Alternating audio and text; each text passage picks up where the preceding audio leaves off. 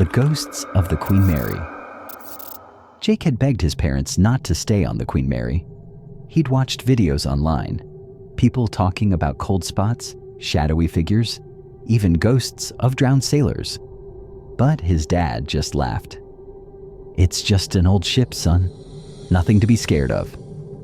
Now, standing on the deck as the sun set, Jake wasn't so sure. The ship groaned like a living thing, its old metal bones shifting. The air smelled like salt and rust. That night, Jake lay awake in his narrow bunk.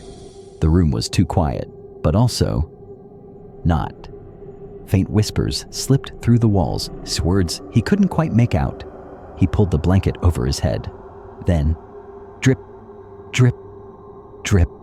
A slow, steady sound, not from the bathroom, from the ceiling. Jake sat up. A dark stain spread above him. Water beaded, then fell, plink onto his pillow. Impossible. We're not even near the ocean. The dripping grew faster. A puddle formed on the floor, shimmering in the dim light. Then, a pale hand slammed against the inside of the ceiling. Fingers splayed like someone was trapped up there, drowning. Jake screamed. The lights flickered on. His dad sat up, groggy. "What? What's wrong?" Jake pointed with a shaking hand. The ceiling was dry, no stain, no hand. "Bad dream," his dad muttered, lying back down. Jake didn't sleep the rest of the night. At breakfast, Mia smirked. "So, see any ghosts?" Jake didn't answer. He had seen something, and he had the awful feeling it wasn't done with him. That afternoon, while his family toured the engine room, Jake wandered off. The air grew colder as he stepped into the old first-class pool. Empty for decades, its tiles cracked. Then he heard it. Splash. No water in the pool. But the sound came again. Splash. Splash. Like someone swimming. Jake's breath fogged in the suddenly freezing air. At the deep end, the water stains on the floor darkened, spreading like the pool was filling. And there, just below the surface, a woman in a white dress floated, her hair fanning out.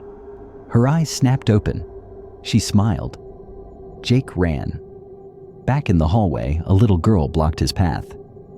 "Tag, you're it," she giggled, reaching for him. Her hands were slick, like she'd just climbed out of the water.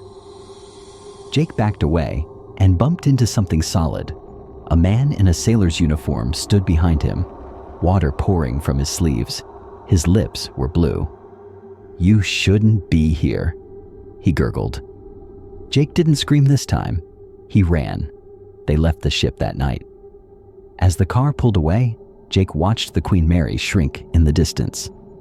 Then, in a top window, 3 figures appeared. The woman, the sailor, and the little girl. They waved, their faces pressed against the glass. Jake turned away. Some ships never let you go. The ghosts of Stanley Hotel. The Stanley Hotel stood tall and lonely on the hill, its white walls glowing under the moonlight. It looked beautiful, but everyone in Estes Park knew the truth. The hotel was haunted. Jake and his family didn't believe in ghosts. When they checked in for their weekend trip, Jake's little sister Lily giggled. "Ghosts aren't real," she said. The front desk clerk just smiled and handed them the key to room 217. "Enjoy your stay," he said, his voice low. That night, Jake lay in bed, listening to the old hotel creak. Then he heard it, soft piano music drifting from downstairs. But the ballroom had been empty when they walked past earlier. "Dad?" Jake whispered. No answer. His parents were fast asleep. Curious, Jake tiptoed into the hallway. The music grew louder, but when he reached the ballroom, the piano was silent. The keys moved on their own, then stopped. Jake's heart pounded. He turned to run and froze. A man in an old-fashioned suit stood at the end of the hall watching him. His face was pale, his eyes dark. F.O. Stanley, Jake remembered, the hotel's original owner. But he had died years ago. The ghostly man vanished. Jake sprinted back to room 217, but the door was locked. From inside, he heard laughter, children's laughter. Then his suitcase flew open, clothes floating out as if invisible hands were unpacking. "Jake?" Lily's voice trembled. She stood behind him, clutching her stuffed bear. "I saw kids running in the hallway, but they disappeared." A cold breeze rushed past them. The lights flickered. "Let's get Mom and Dad." Jake grabbed Lily's hand, but as they turned, a shadowy figure blocked their path. A woman in a long dress, her hollow eyes staring straight through them. Lily screamed. The lights went out. When they came back on, the hallway was empty. Their parents stood in the doorway, confused. "What's wrong?" their mom asked. Jake and Lily didn't answer. They didn't need to. They packed their bags and left the Stanley Hotel that very night. And as their car drove away, Jake swore he saw a face in the window of room 217, watching them go. Some places are better left empty. The Stanley Hotel was one of them. The ghosts of Myrtle's Plantation. The old Myrtle's Plantation stood under the moonlight, its white walls peeling and its windows dark. Everyone in St. Francisville knew the stories. Whispers of ghosts, strange noises, and even people disappearing inside. But Jake didn't believe in ghosts. "It's just an old house," he told his friends as they stood outside the iron gate. "People make up stories to scare tourists." His best friend, Mia, shivered. "My grandma says a woman named Chloe haunts this place. She was enslaved here long ago. They say she poisoned the family and was hanged for it. Now her ghost walks the halls." Jake rolled his eyes. "Let's go inside and see for ourselves." The gate creaked as they pushed it open. The air felt heavy, like a storm was coming. The wooden porch groaned under their feet as they stepped inside. The door swung shut behind them with a loud bang. Mia jumped. "Did you hear that?" "Just the wind," Jake said, but his voice shook a little. The house was dusty and smelled like old wood.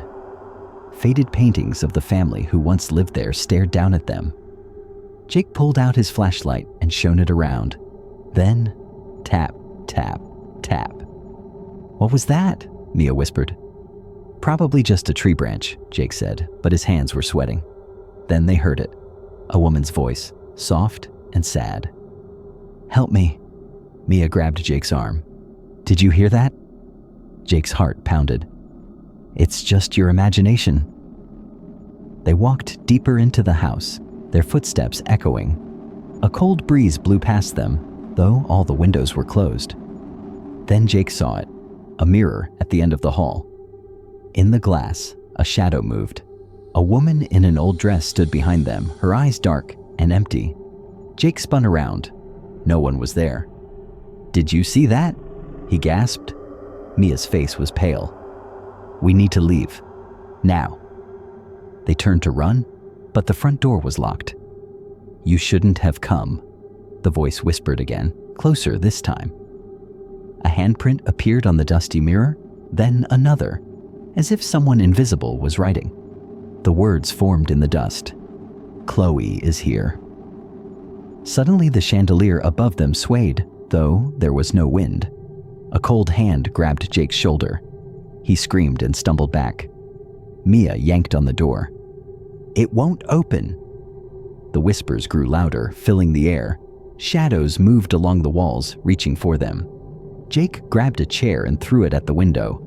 Glass shattered and cold night air rushed in. "Go," he shouted. They climbed out just as the door behind them slammed shut.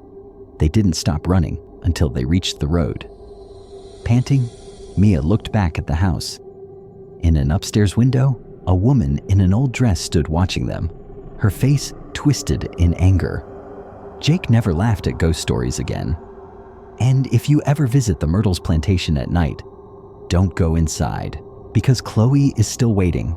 If you like the video, please give it a like, leave a comment, and don't forget to subscribe to the channel. Also hit the bell icon so you never miss an update.